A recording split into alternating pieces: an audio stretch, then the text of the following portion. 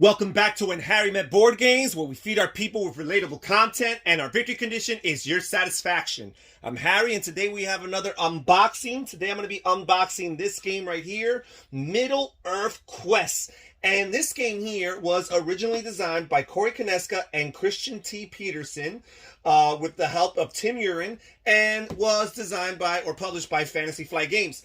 And this game here is a game that takes place within the J.R.R. Tolkien's Lord of the Rings Middle-earth universe. This game is long out of print. I was able to get this game used from a user on the Board Game Geek market at a really good price in relatively decent condition. You do see some nicks and some scratches and cuts here on the box, but the game is in relatively good condition considering how old this game is. This game was originally published back in 2009, and I believe this is a one versus all dungeon crawler style game where one player takes on the forces of Sauron as an overlord type player. But I haven't played the game yet. I'm just going to open the box here, and we're going to see what's inside. So first of all, we have the rule book here, and it's a pretty thick rule book, 40 pages long. So let's see, we have an introduction to the Middle-earth universe. We have a game overview as well as a component list right here.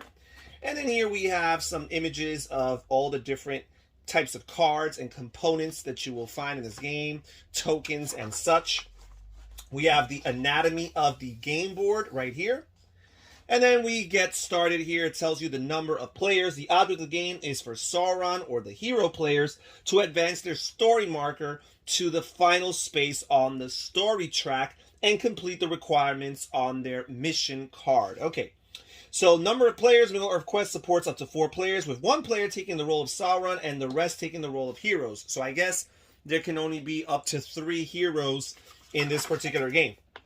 So here we go into detail as far as setup is concerned with a diagram over here, some gameplay overview describing the turns, Sauron's turn and the hero's turns.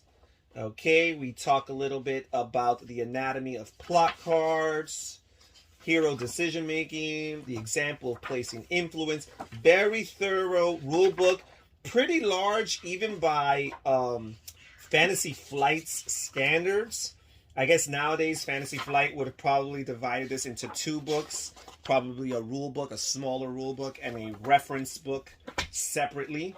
Here we have what appears to be one of the boards, and oh man, so the board is divided in 2, it appears. This is a gargantuan, enormous board. So this is just half of the board, and then we open up this here, and I guess we place them side by side to create this monstrosity of a board that my camera can't even capture all of it. This is enormous, very well detailed with a bunch of different locations, towns, cities, regions from the Middle-earth lore. A bunch of tracks here to keep track of. So lots to factor in over here. Then we have some of these cards. Looks like the character cards. We have Thalin here, and we have Argalad, and we have Eometh, and we have Eleanor, and we have Beravor. And for those who are wondering who these characters are, I'm pretty sure, if I'm not mistaken, that the lore of Middle-earth Quest takes place sometime between the story of The Hobbit and the story of the Lord of the Rings trilogy. So it's sometime in that trajectory, chronologically speaking. So that's interesting. So you're not going to have your Aragorns and your Legolases and your Gimlis to control. We have a bunch of miniatures here. And it looks like some of them are broken off. Again, I bought this used from a user on Board Game Geek. Looks like we have the Nazgul here. And what else do we have? Is this the Witch King? Not too sure. We have Thalin right here. And these are pretty good miniatures. Pretty decent detail to them. Good size and all. I don't know, this is a rider of Rohan here or what have you. Let's see. Pretty good characters, pretty good molds here for the miniatures. And this one here broke off. I don't know if it has a bottom to it. I guess this was meant, oh yeah, this was meant to go on top of the horse. Actually, you know what? It looks like it might actually click in. Maybe it had to be assembled to begin with. Not so sure. Doesn't look like it's going in though. Might have to use some crazy glue in order to salvage this piece here. But here's an axe that fell off of someone. Yeah. But all in all, besides the fact that some of these are broken off, pretty decent. There's not too many of the miniatures here, so I'm not sure if this is the totality of the different forces represented for both the sides of good and evil. But we do have some tokens here with some standees. So this might be some additional characters that they decided not to give miniatures to distinguish them. We have Gandalf over here. And who else do we have? We have Denethor. We have Theoden. Okay. We have Thranduil. We have Saruman. This might have been before he went evil here.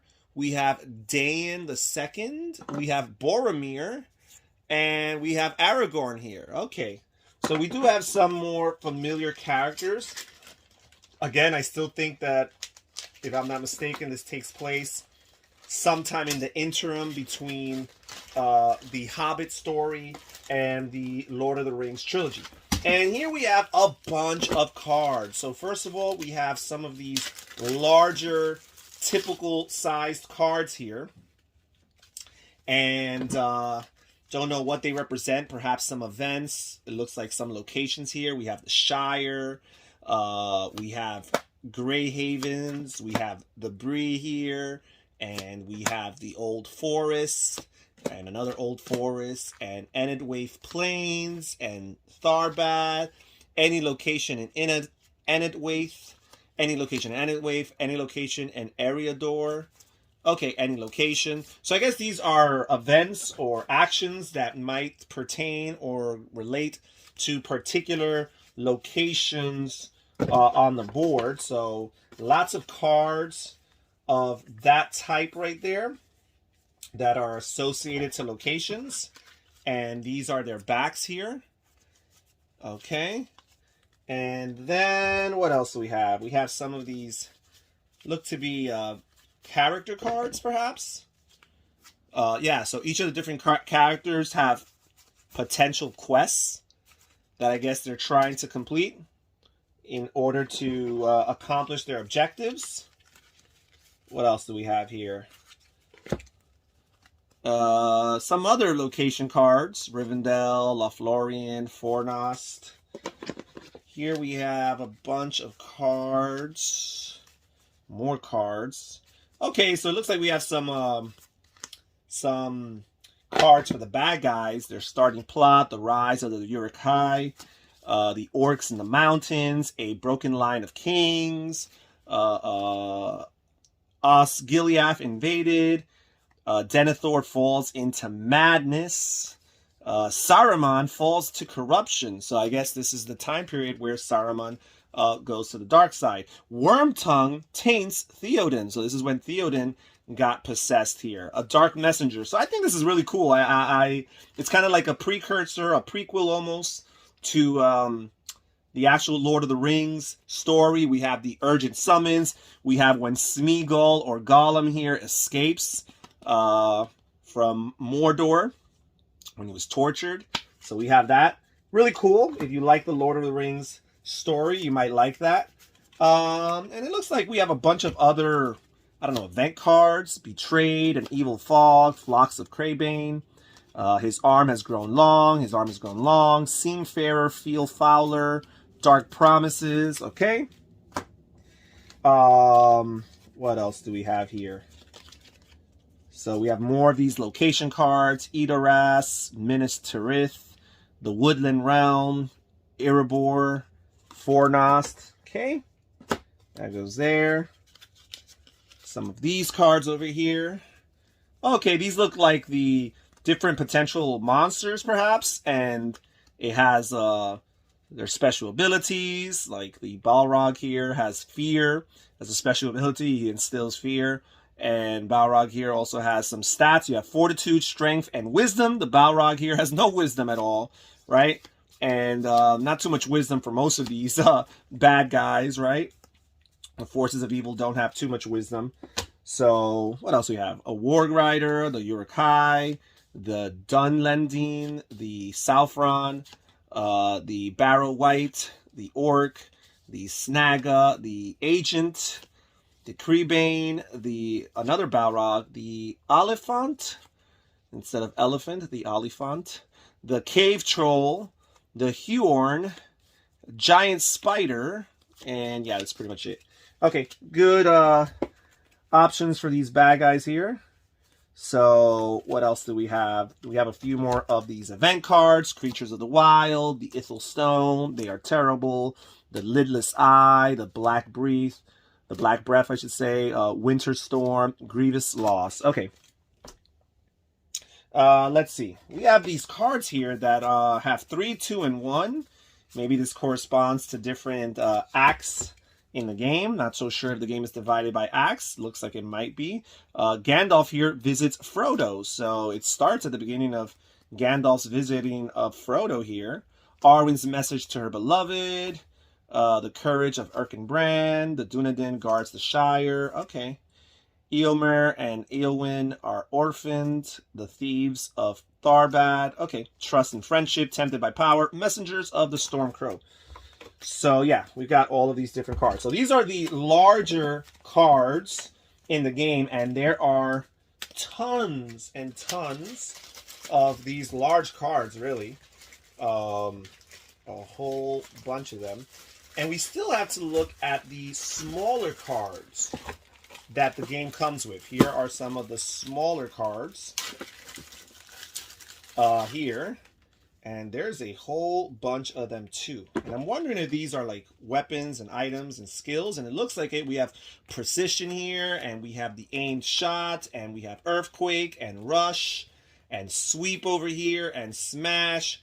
And they seem to be color coded, maybe for the different heroes or hero types here.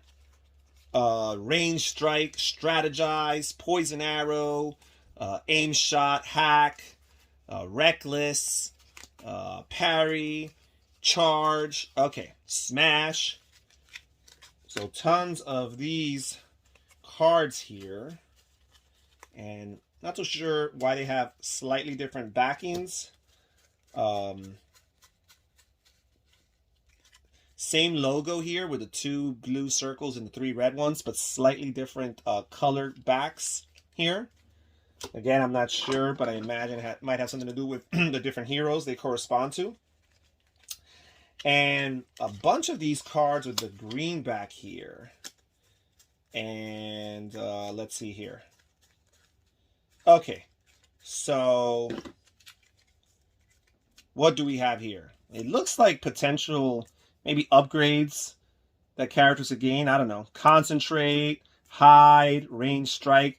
It looks like a lot of the same stuff that we saw earlier in those particular cards, just with a slightly different back, to the cards here. So not so sure what these are for. These are cards that players start with, and maybe some of them are cards they acquire throughout the game. Let's see here. We have these cards here, which represent different things people can acquire. Apparently, we got boats and horses and elven cloaks. And let's see here. Weary, weak, despairing, isolated. It looks like these are potential conditions that players can acquire throughout the game. Cowardly, mistrusted, greedy, despondent.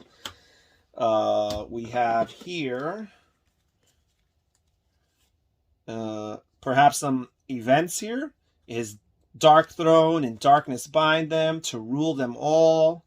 Sauron wins if there are 3 active plot cards. So these look like potential endgame conditions for the Sauron player, and some of these for the heroes as well. Okay, And then finally, we have a few of these: reckless, indifferent, distraught, deranged. These are more of the previously mentioned condition cards. Okay, is there anything else underneath here? Yes, there are. Here we have all the tokens that the game comes with, and not so sure. I haven't played this game again, so I'm gathering that some of these tokens may be utilized to indicate damage taken by characters. Probably others are used to represent corruption taken by other players. I imagine corruption is a thing in this game, as is usually the case with these Lord of the Rings themed games. We have these kind of like scrolls here. Don't know what they represent. Some type of resource. We have some tokens here that are like modifiers for different stats. So, oh, just dropped that one. But for example, this one here, your strength is 6. And reversible, your strength is 7. So I guess these can be used to keep track of different characters and their attributes and how they increase throughout the course of the game. And yeah, we have a bunch of these other tiles here, which I'm not certain what they are for. But it looks like this is not a scenario-based game. It looks like every game will play the same as far as the startup and the end game condition. Probably things that happen mid-game can obviously be different from one game to another. But yeah, I'm really excited about getting this game played. Big fan of the Lord of the Rings universe. Big fan of the lore, the characters. And I'm a big fan of Fantasy Flight games. I know this game has been out of print for a long time, which means it probably wasn't very successful. But I'm excited about giving this a try. And that's it for today's unboxing, folks. Thank you so much for joining us. Please comment down below. Tell me what you think about this game. Have you even ever heard of Middle-earth Quest before? I'm curious in reading what you guys have to say. This is Harry saying take care, everybody. Stay safe, stay healthy, and have fun gaming. Bye-bye.